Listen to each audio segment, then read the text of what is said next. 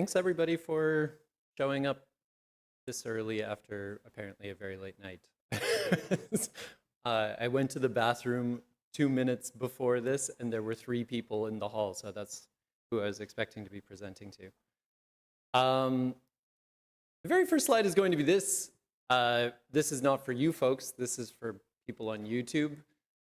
If they happen to watch this afterwards.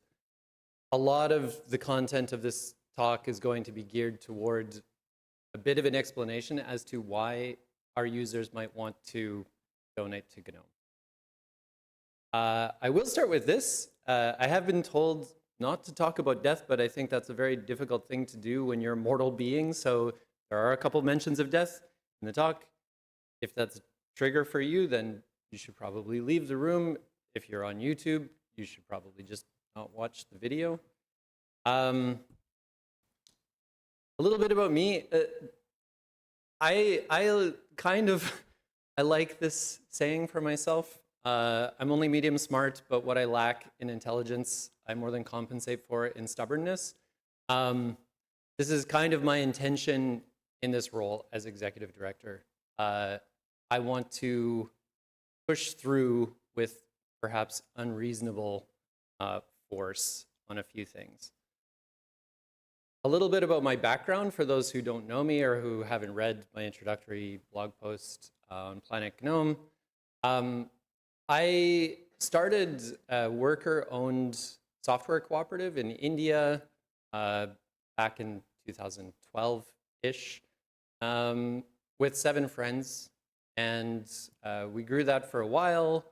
I handed over the reins, and the woman who I handed the reins over to is still taking care of that company, still exists, still successful.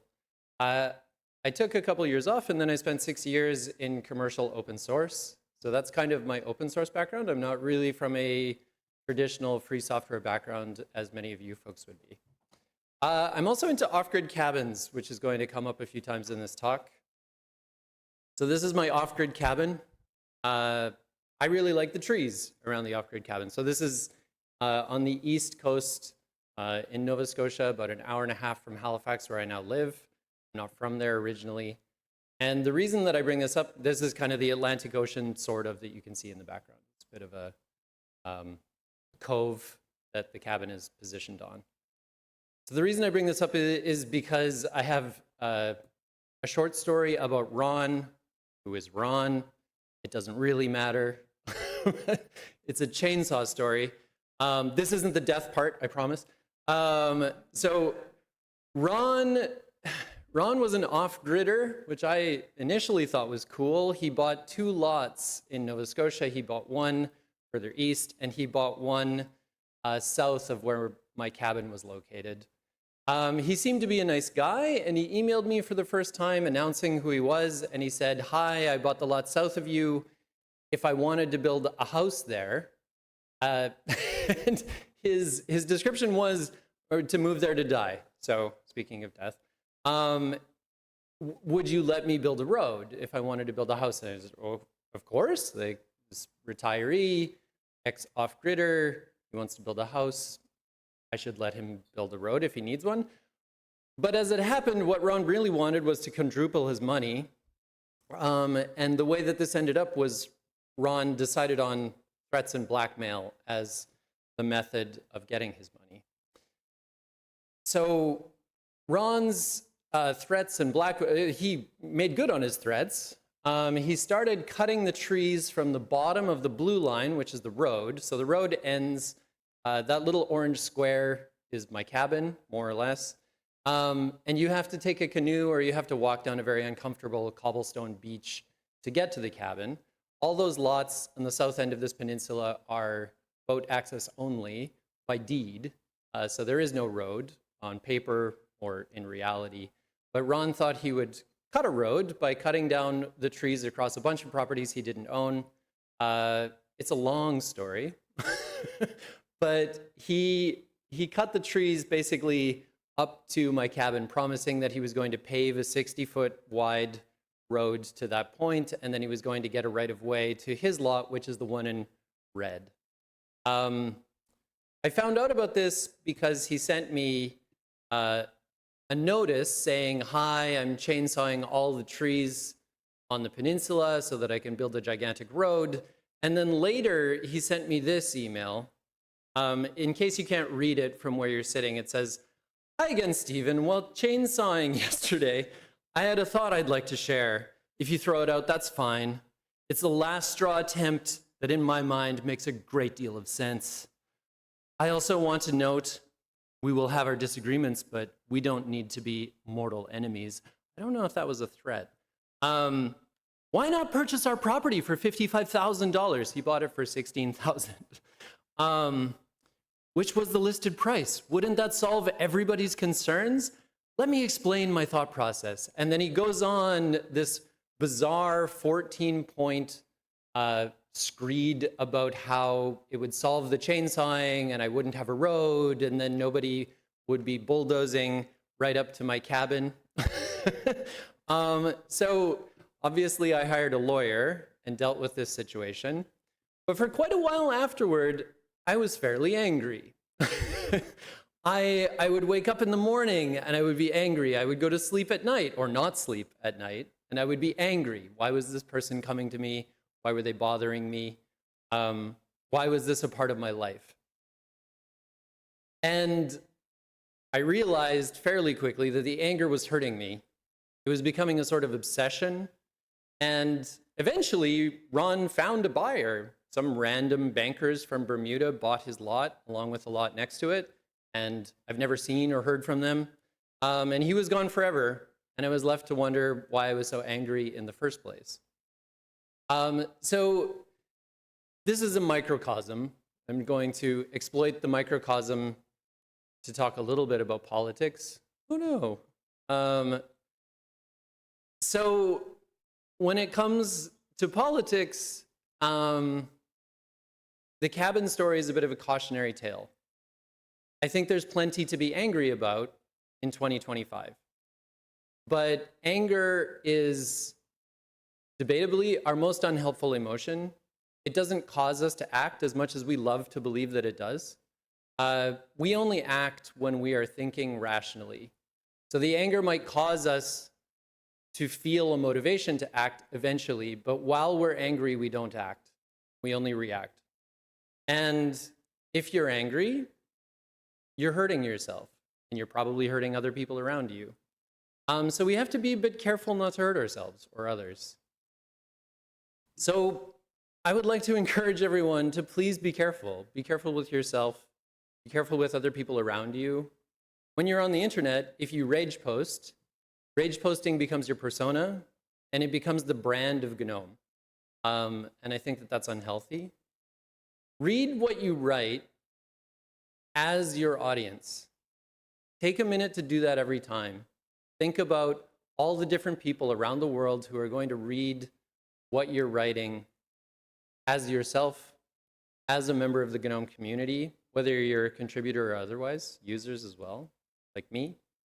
And try to notice when you might be perceived to be angry, because I think a lot of us write things in a way that's very direct, but that others can see as being angry even if it's not.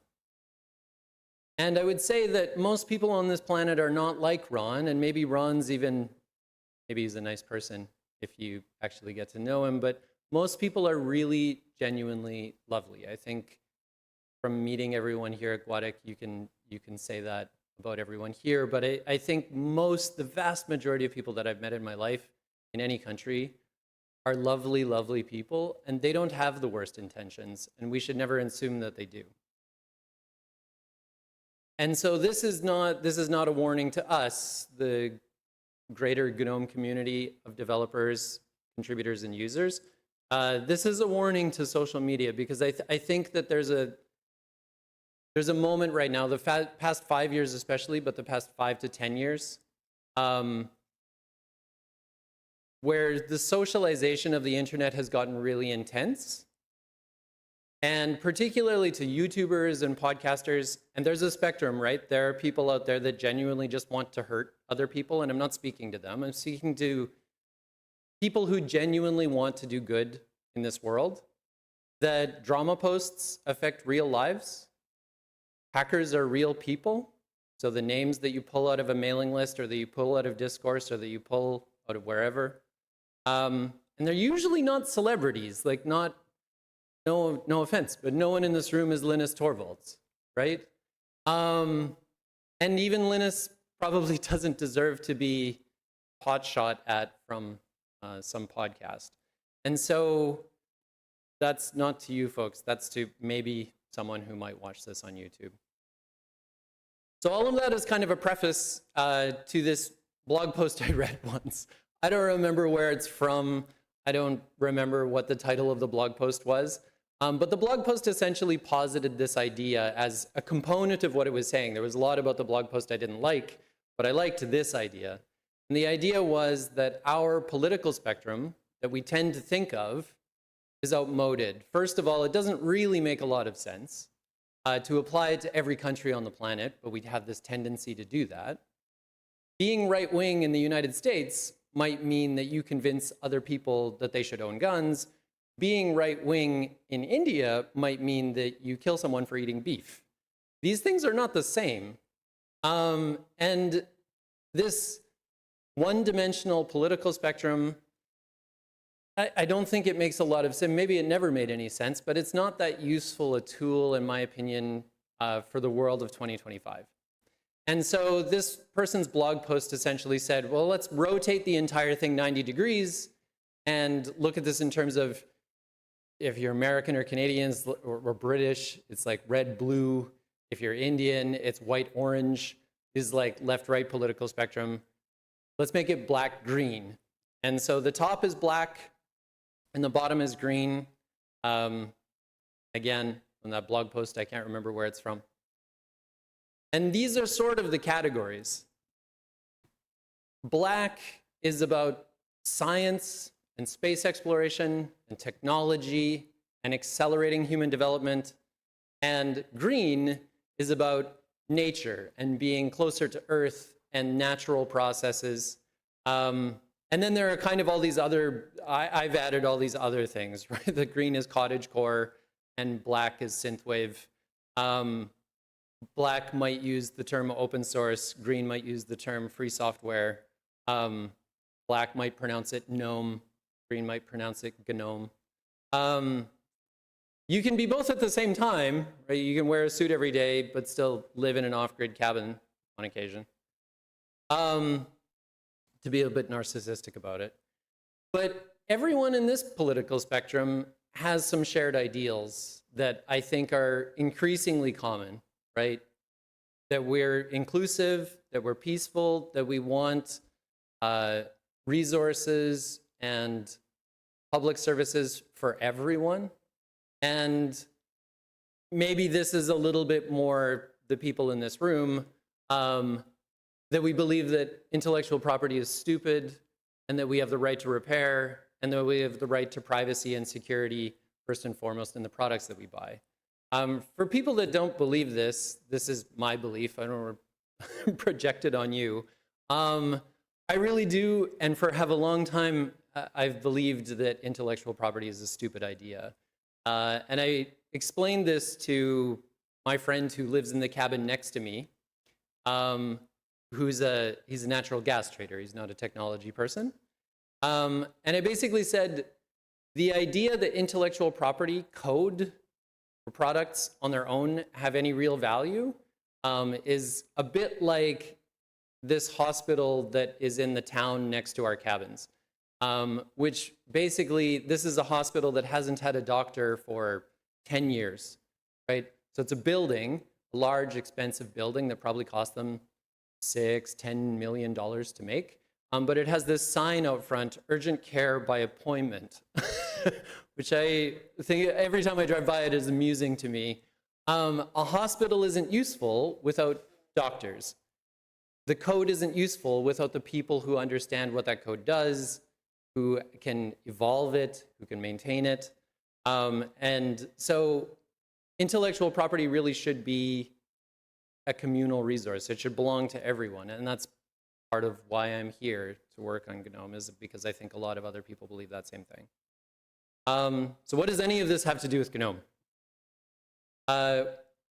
Cassidy gave me this explanation of why, why in 2025 is it branded GNOME? He's like, oh, it's the gnomes or the gnomes in the machine. Like they're the things making the computer work. Magic black box. And I like to put the gnomes on the spectrum. And so at the bottom, you have the forest gnomes. So this is my friend Sandy, the gas trader. This is his mushroom gnome. And then beside that is another forest gnome that my partner made for me. Very cute. He's a forest gnome despite the fact that he lives in front of an HP printer. And at the top I was trying to come up with what are the black end of the spectrum gnomes. And those are, in my mind, doozers. I don't know how many of you remember Fraggle Rock from the 80s, but the doozers live underground and they just build for the sake of building. They love building. They love nothing else but to build and construct these like massive structures that the Fraggles then come and eat, and they don't care because if the Fraggles didn't eat the structures, they would have no space to build because they would just build themselves out of a home. And I think that this is cute, but not really what I'm talking about. So I think there is a reason that I brought up these other points about anger and the risk of anger. I think we have a right to repair ourselves. So the trolls and bullies and even criminals of the internet love an easy target. And I would say that GNOME is an easy target at the moment because GNOME has had a difficult couple of years. The foundation has had an even longer difficult time, arguably.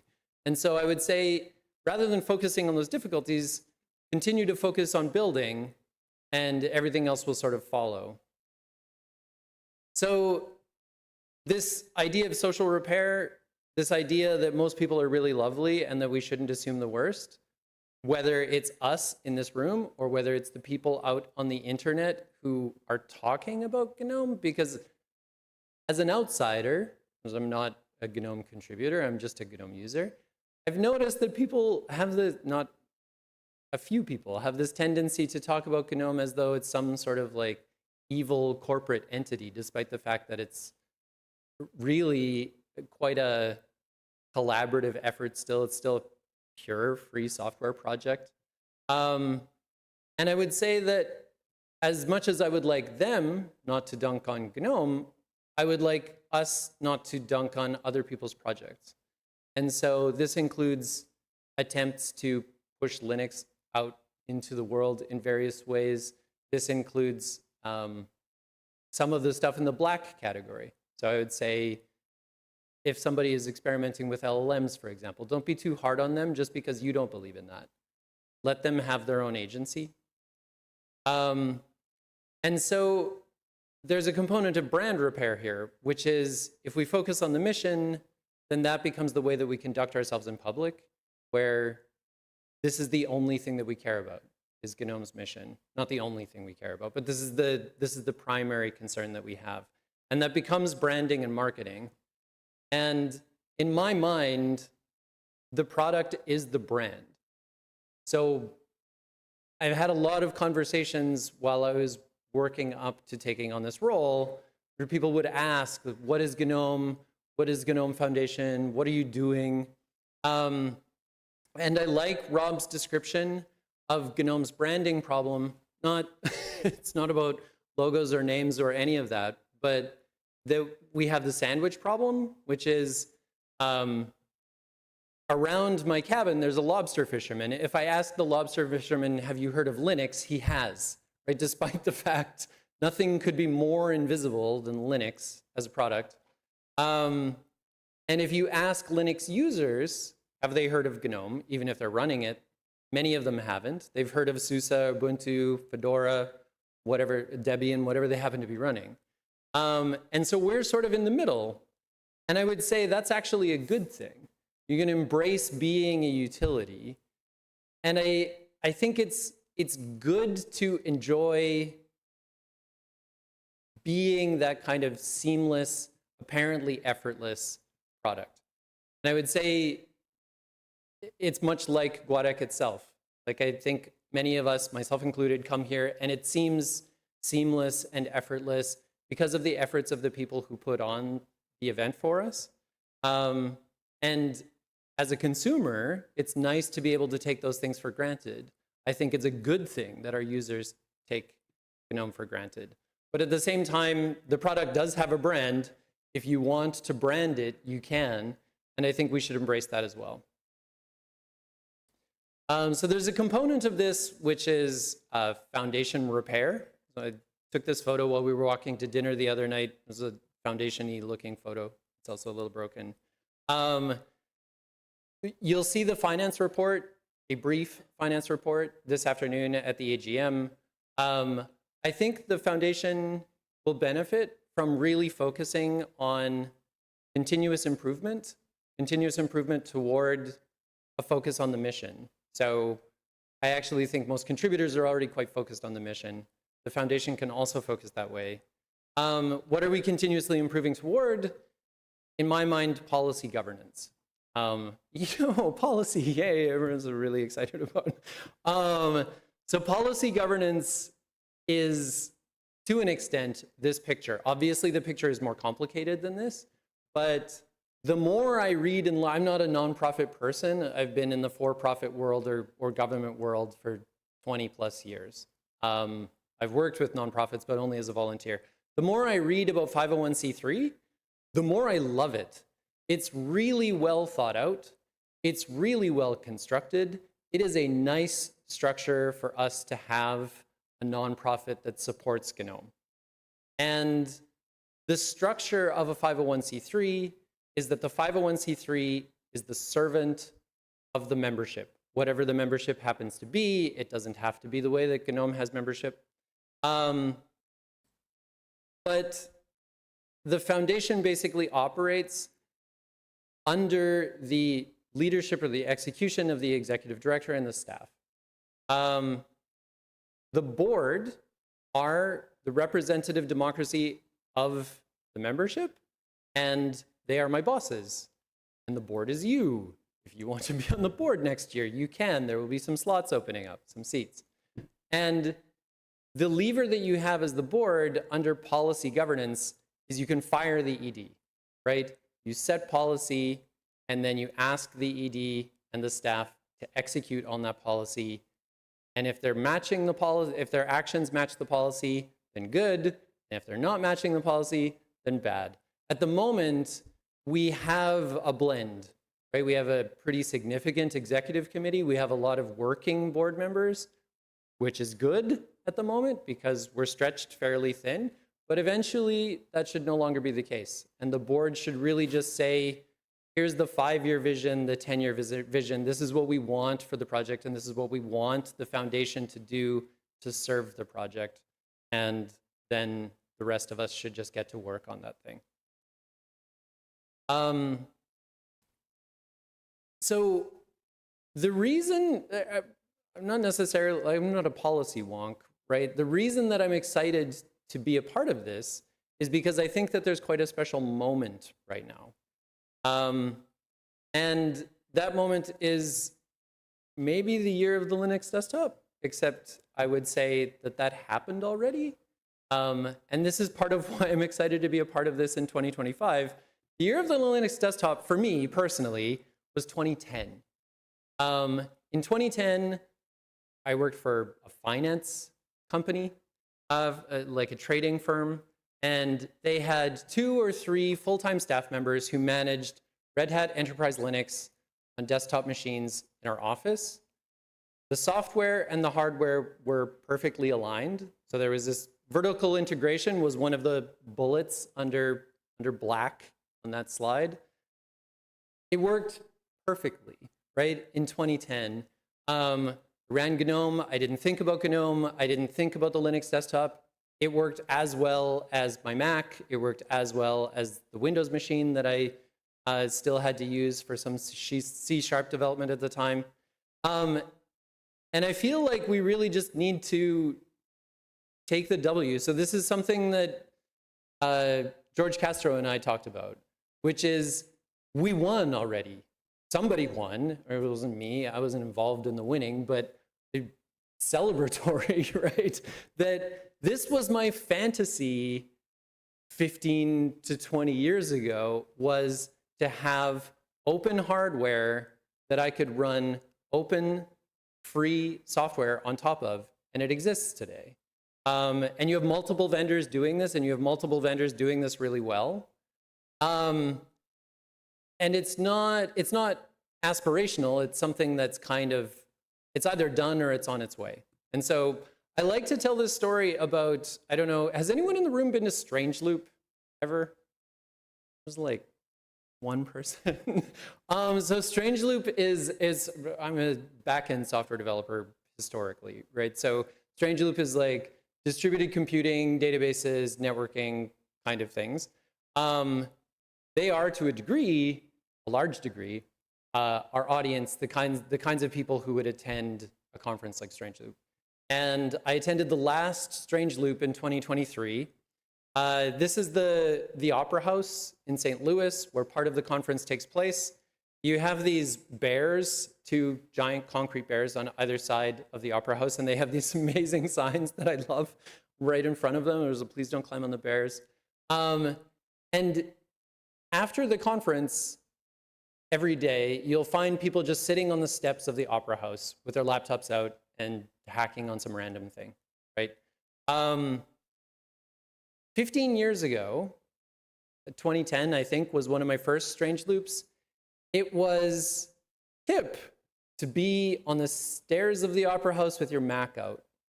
In 2023, that was the uncool laptop, and everybody on the stairs that was trying to show off had a framework.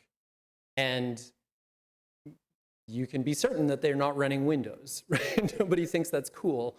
And so your desktop environment is spreading pretty far and wide already as the new dominant environment that people are leaning into. And so I really do believe that GNOME can dominate the market. I think it's slow, continuous growth that never really has a good reason for falling off.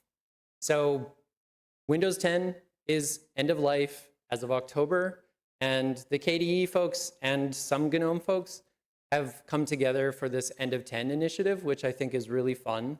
And it's sort of like the old 90s and early 2000s install fests, except they're called repair cafes now.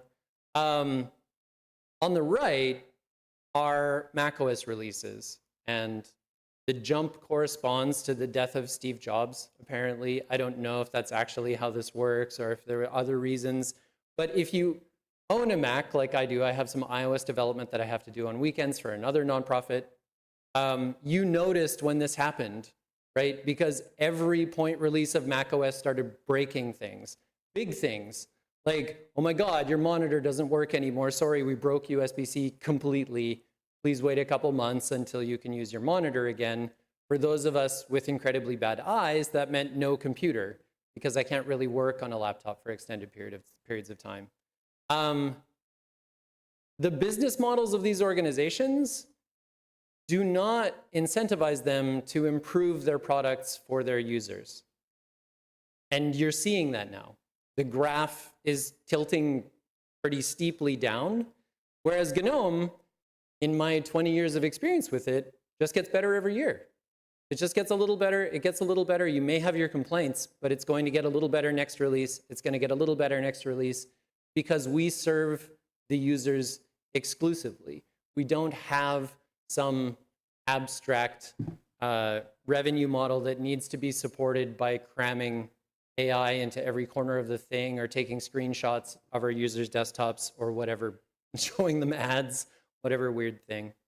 And at the same time, we can dominate this new market, new machines, that's great, but we can also revitalize old machines. So I'm not a social media person, never in my life have I seen so much activity. Then I randomly posted one day, I have an old MacBook Air from 2011.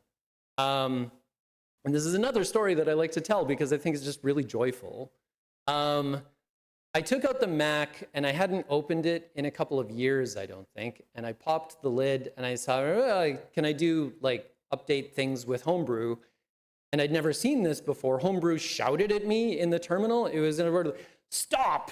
Like, don't email us, don't complain. You're not allowed to use Homebrew anymore. Like, everything is broken on this computer. And I expect that from Apple, but I didn't really expect that from Homebrew.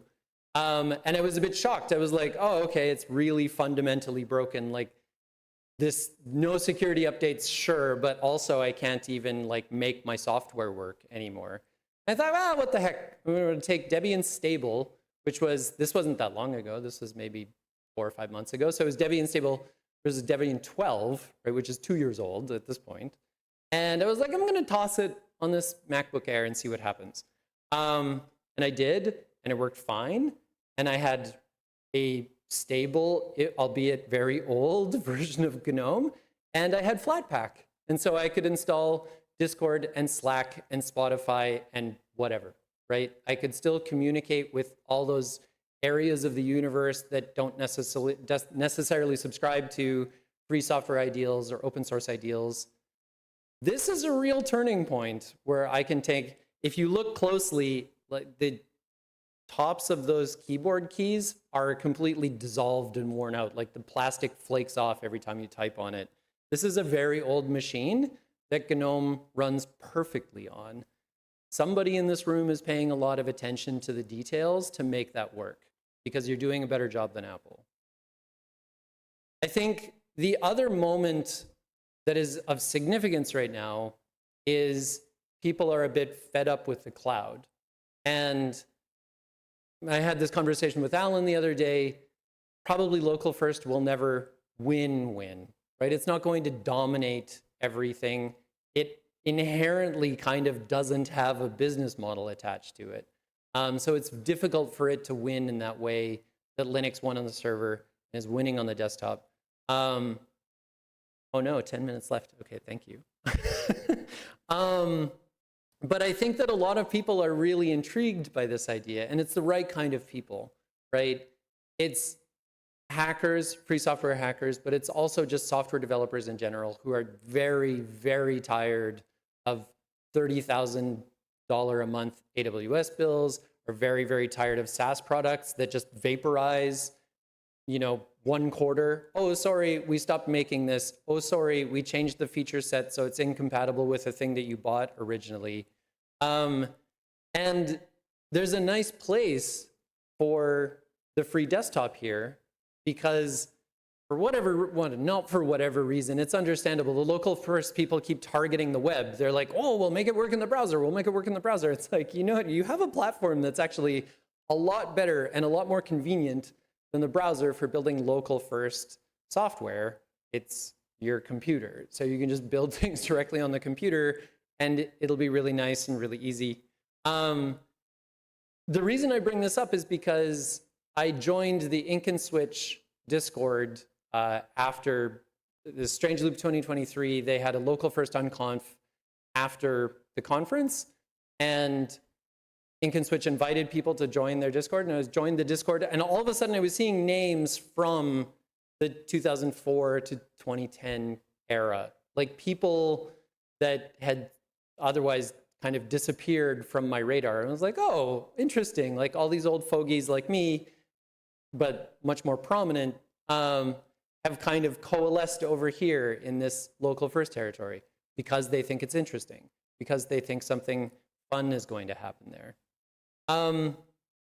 There's also a moment now where you can look to the future and be like, oh, there's still a big bunch of challenges that we can go tackle. So I don't think that you can do pure Linux on a phone and say it's going to work every time the way that you can with GNOME on the desktop today, but maybe in 10 years, I don't know how long it's going to take. Sri showed me his OnePlus running post-market OS the other day. I was pleasantly surprised by how smooth it is, how kind of cool it is, how satisfying it is to just have the familiarity of the apps that I use every day just right there on a phone. And I think that this is both worlds, right? you're reclaiming old hardware, green, but you can also do something new and sexy with fancy new hardware, the black category as well. And so ultimately, I wouldn't be here if I didn't expect that future GNOME means that it's for everyone and that it's absolutely everywhere, across every piece of hardware that you can buy, in every country, in every language, with strong accessibility for folks who have accessibility needs. So how do we get there? There are some things I think that we can do. I would say, one, we should be forming more alliances. There are other people that believe in the things that we believe, and we should boost them, right? Like, we should get behind the products and the projects that are doing the things that align with GNOME's mission.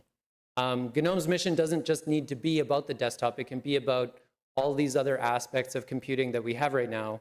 These are all our friends, right? And I would say that keep them honest. So we have to focus on our mission. That mission can be projected on these other folks. And I think that if they start screwing up, we can hold them accountable, right? So I don't know how I never knew this until this most recent year, that like Libra, which is a word that I've never really liked that much because it's impossible for a lot of speakers of different languages to pronounce, particularly in a very English-centric world. It was self-centered, but that Fry basically has the same appearance as free, and so you can put it in the same place, free software, and it's unambiguous. For the last 15 years or so, free software and open source were kind of, I mean, they've always legally been the same thing, right? But there was a time when it mattered what you said.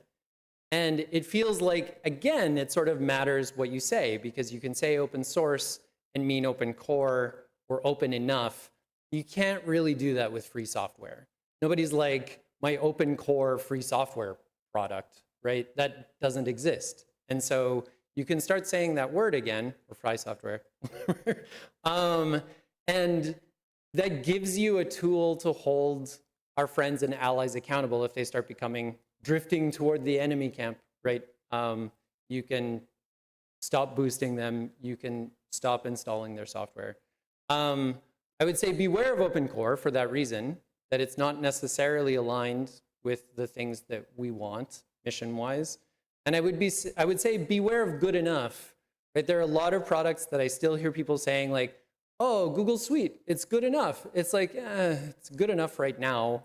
You know it's going to fail you in the same way that Windows would fail you, in the same way that macOS would fail you, in the same way that iOS will fail you. So maybe get off of it before the collapse. I think we already do this, but I don't know that this is, again, for YouTube, right? I don't know how many people realize that this transition has happened. And I mean, you can kind of credit Apple for doing this initially. We're pushing apps with the iPhone, and that's become the method of software delivery inside of an environment like GNOME or KDE, right? And this adheres to both sides of this pseudo-political spectrum. Flat Hub is a product. Flat Pak is a platform.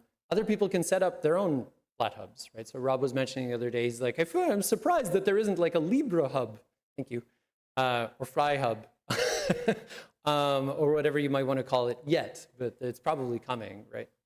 And so last, how can the foundation help, right? Like, how can the foundation help GNOME into this future? Is this even a future you want? I mean, many people will probably disagree with me on a few of these points, which is why I want to leave 15 minutes for questions. But I think the foundation can help the GNOME project by embracing institution. So this is both the project and the foundation. So I liked Emmanuel's talk. I like the idea that you want to decouple yourself from people, right? People come, people go, people get burnt out. The project is this organism unto itself. The foundation is an organism unto itself. 501c3 is structured in such a way that it anticipates this, right? We should have succession plans. If you had a 40-year ED, you should know many decades before that person exits, who's coming next? How are they coming next? What is the plan for booting them up? 40 years, 3 months. So when we incorporated Nilenso, cooperatives in India are very weird. You can essentially have 9 different kinds of agricultural cooperative or 2 different kinds of dairy cooperative, or maybe it's the other way around, I forget. But you can't really incorporate a technology cooperative in India under co-op law because you can't sell outside of India's borders and you can't hire international employees, of which I was one. And so we structured Nilenso as an LLP, sort of like a law firm. And we hired Kaitan, which is this very fancy law firm in Bangalore, and they told us, focus on the institution. We focus on turning the organization into this entity that persists beyond any one of you, right? There's you 8, right, to begin with, but some of you will leave. I left. Many other people left. And it remains healthy. It continues to exist beyond us. And even if we didn't retire, even if we didn't go find another job, like eventually there will be an end, right? I apologize. There's trigger warning all the way at the beginning, but just for this, right? I don't want to think about the people in this room dying, but I do want to acknowledge that that's a reality that we need to plan for. The other thing that the foundation can do is stronger marketing. So I like this idea that the product is the brand. I want the foundation to lean into that, right? The product serves people, the foundation serves the product, and the mission is the product. The thing that we're doing is solving universal computing for everybody in the world as best we can. And so to do that, we need some new fundraising. So the foundation, as I said, needs to serve the mission in on the project, but I want this message to be for our users, right? I want people in this room and contributors to GNOME community members to be skeptical of me, because you need to fire me if I'm not doing a good job. Or any ED, if they're doing a bad job, you fire them because that's your responsibility. Certainty, I've said this a lot of places, certainty is the only enemy of science, and evidence is the only friend of science. Be scientific and be rational about this. Wait until our goal for the number of individual contributors, our first goal is 3,000 individual contributors. Our secondary goal is 6,000 individual contributors. Thank you. And so push the foundation to work toward that, and push the foundation to support the project if you see us doing things that you think are a distraction, a waste of time, a waste of money. Be critical. We're tough. We'll manage, right? We're here to serve you. And now I'm not speaking to YouTube unless you're a contributor on YouTube. I'm speaking to the people in this room. We exist to serve the project. And so wait for evidence that we're doing that or evidence that we're not, and help steer us accordingly. So this is one last pitch to the people on YouTube to go to donate.gnome.org and contribute. One component of being a 501c3, and one of the things that I like about being a 501c3, is that we have a public support test. And so Jeff and Rob and I went for lunch the other day, and Jeff had a good point. He's like, every individual donor that comes, every user who supports GNOME, ups the ceiling for big corporate donors to come and give money to support the project in a bigger way. And I think that's a nice way of thinking about it, that every user that comes means we can take money from more people who can really afford it. Of course, if you can't afford it, please don't donate money to us. We'll survive without you hurting yourselves. And with that, do folks have questions? Okay.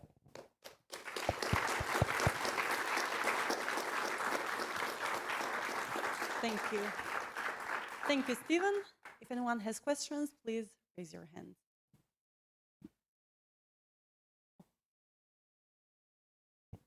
Hi. Tons of persons in our community are poor and struggle to pay rent and are minoritized and discriminated in many other ways. And my question is, like, do you realize how violent it can be to cross the Atlantic, go on the stage and tell this bourgeois introductory tale about owning a cabin in the wood that doesn't really fill your statement that you're inclusive, in my opinion? It's a bit odd. My question is, like, this introduction is a bit odd, like out of touch with the community. I don't understand. But that's it. I think I missed half of that. I apologize. Okay, whatever. In addition to being partly blind, I'm also partly deaf.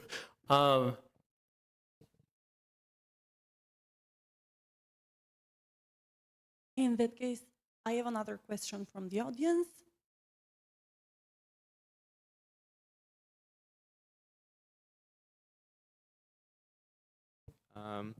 So my question is, given, I suppose, the recent kind of instability in what's happening in the States, does the foundation have any plans of like setting up a European branch or for perhaps safety reasons? I don't know.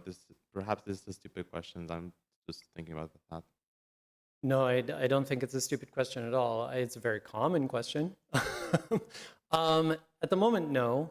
I think part of the reason that I like to explain to people that as I learn about nonprofits and as I learn about 501c3 law and compliance, that I increasingly find myself liking it, is that I think it would be very unlikely that the United States becomes so destabilized that 501c3s or nonprofits in general were sort of like dissolved as a concept. There's a lot of American society that relies on those corporate entities existing. I think at the moment the foundation is, as I mentioned, is kind of in repair mode to some degree. It's been without an ED for quite a long time. I'm very grateful to Holly and Richard for the work that they did in the various periods of difficulty that the foundation was experiencing while they were both employed with the foundation. But I think that the foundation really needs to find its feet. And one of the framings of 501c3 that I would lean on is the original paperwork of the 501c3. That I don't know if anyone in this room other than maybe Rosanna and Federico would remember. Basically, it says, like, congratulations, you're incorporated as a 501c3, 2001. We will bless you as a real 501c3 in 2006. So basically, there's a 5-year window where the IRS could come and say, yeah, actually, we changed our mind. You're not a charity. Please pay tax on all the donations that you received. That's a half decade is a long time. That's quite a significant thing to be incorporated in that way. And so I think that that's kind of the window that you should probably use as yesterday's weather. It's kind of like if it took 5 years to really properly incorporate a 501c3 for the foundation originally, you should look at a 5-year window for incorporation in another country if we choose to do that. I don't think we would set up a second nonprofit, although people have suggested that. But I think you really need to look on these long timeframes to say, where is a safe harbor for the legal entity that represents GNOME if you want to change from the United States. And maybe you want to in the future. But I think Germany is an interesting example, right? A lot of nonprofit, free and open source nonprofits incorporated in Germany in recent years. And then there was a government shift in Germany recently. They are not friendly toward free software. The current administration in Germany is not friendly toward free and open source software nonprofits. I learned this from another person running another free software nonprofit, that basically they had to move their nonprofit to Denmark because they're like, it's too much of a pain to work in Germany at the moment. So yes, you could move to Europe. You have to choose a country to incorporate in. So you need to have really like a decades-long, speaking of succession planning, right? This is succession planning to know where does the legal entity belong? Is it going to be safe there for a long time? So it's not something that we won't keep talking about and keep considering, and certainly keep an eye on the stability of the United States over the coming years. But it's not something immediate. I see. Thank you. Any other questions?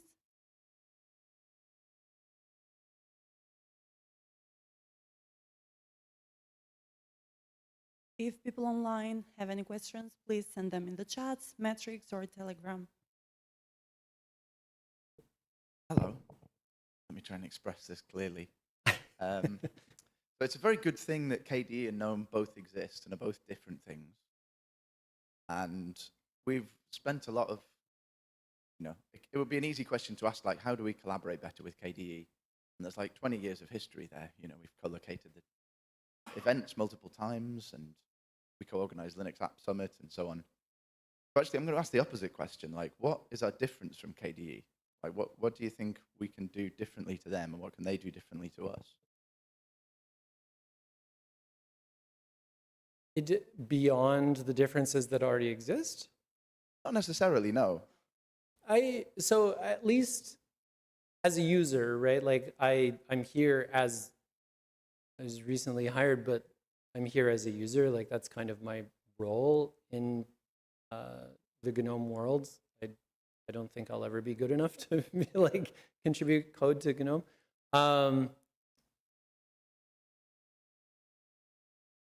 I haven't looked at KDE. The last time I ran KDE was 2000 or 2001. So 25 years, 24 years. And I have a vision of KDE in my mind, or had, that's wildly incorrect. Right? So I have a friend who comes to a local hacker group on Monday nights. We go to a cafe and people write code. And work on their kind of like fun side project or whatever.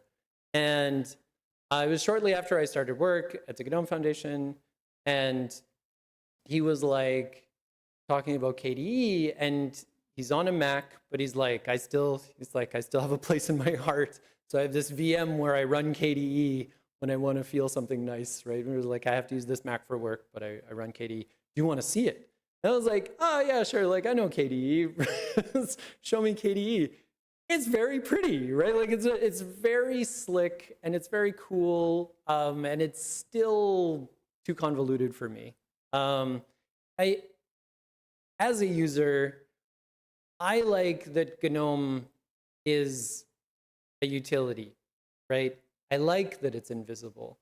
I don't think you get as much gratitude necessarily. So I would say in the same way that many of us probably don't express the gratitude that we have. The example I used was GUADEC itself. We have this like wonderful event managed and run by people who are doing a fantastic job because it's very seamless, very effortless, seems effortless, right, to the consumer. The same is true of the water company or the power utility, that you only notice it when it breaks. That's kind of my relationship to GNOME, and that's actually a relationship I really like with technology. That completely stays out of my way, that my life is not about the technology. My life is about the things that I do day to day, and the technology enables that life. I think KDE has a different perspective, right? KDE wants to be there for you to have fun with it and to like play and customize. And I saw this friend opened a window, right? And was like, look at all these sweet configuration options I have. And I'm like, oh, that's cool. I do not want that, but I'm glad you do, right? And I want you to enjoy that, and I want you to have that option. And I think that you'll see, to a degree, more gratitude for that reason, because it's a thing that's more apparent, right? It's more apparent to KDE users, to a degree, that this thing is a part of their lives. It's not disappearing into the background at all. And I think that that's good. Like, that's a good differentiation between the two environments. And I don't necessarily want more than that. I think that these are great computing options, right?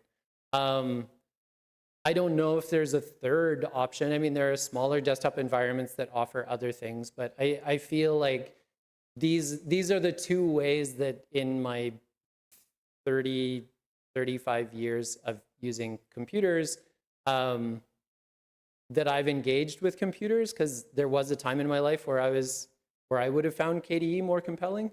I think we just, as a community, I would say we just keep encouraging them to do their thing. Like, keep making a thing that's fun for your users, and hopefully they keep encouraging us to keep making a thing that's very simple and stays out of the way of the users.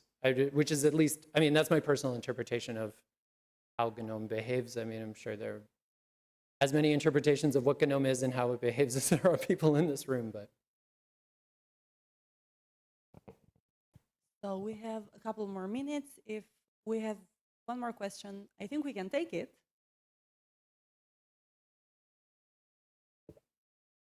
I should have left in my more controversial slides.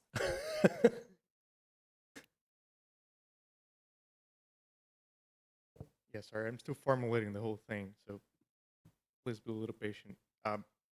During our presentation, something that caught my attention was that the vocabulary you use is very interesting. So you used brand and product and marketing and users a lot. So, and this is the part that I'm still formulating. Like, technically, like, I personally contribute to GNOME with code, and that technically probably makes me a developer. On the daily operations, on the the minutiae of the contribution process, though, I don't feel that there is a differentiation, or that clear of a differentiation between quote unquote a user and a developer. And over time, that lack of differentiation grew and grew, and it's just a massive blurry line. Like, it's like, to me, like, everyone is unequally likely to be a developer person. I understand that it is very useful, and actually, it is probably better that you don't change this whole, products and brands and users vocabulary. It's very useful for a ED to use it. But, like, do you not see, well, how do you see this lack of responsibility towards quote unquote users that some of us might feel like? I don't offer user support. I don't offer anything except the code that is as it is, no warranties or anything like that, which makes it a non-product in some sense. You just take it or take it and use it, take it or fix it, or don't take it. There's no, producty thing on it. I don't know if that makes sense to you, sorry. No, it does. It does. I think that is it's a huge part of the way that free software works in the first place, right?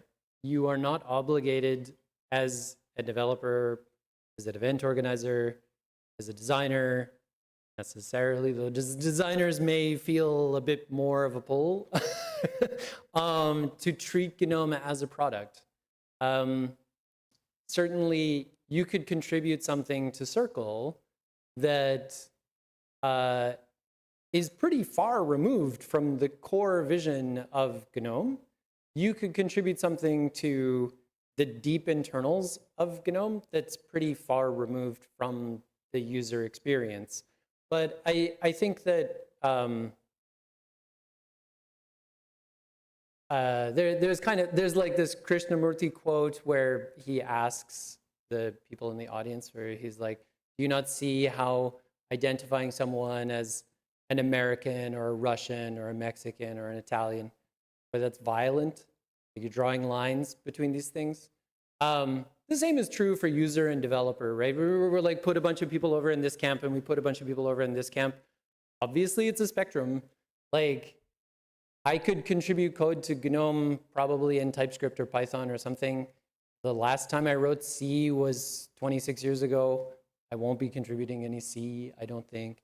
But people can come inside the fold. And this is actually, so the slide about apps is about this, right? That like on the periphery, somebody can take one small step inside. They may be mostly user and little tiny bit developer. I actually don't think the distinction is important. It's just useful for people who, particularly people who don't even realize they're running GNOME, right? Like so much a user, so much an invisible user that I think for them, it may be useful to use some of these words, but they're not baked into the idea that the foundation has, or that I have at least, of what GNOME is. And I think all these perspectives are valid.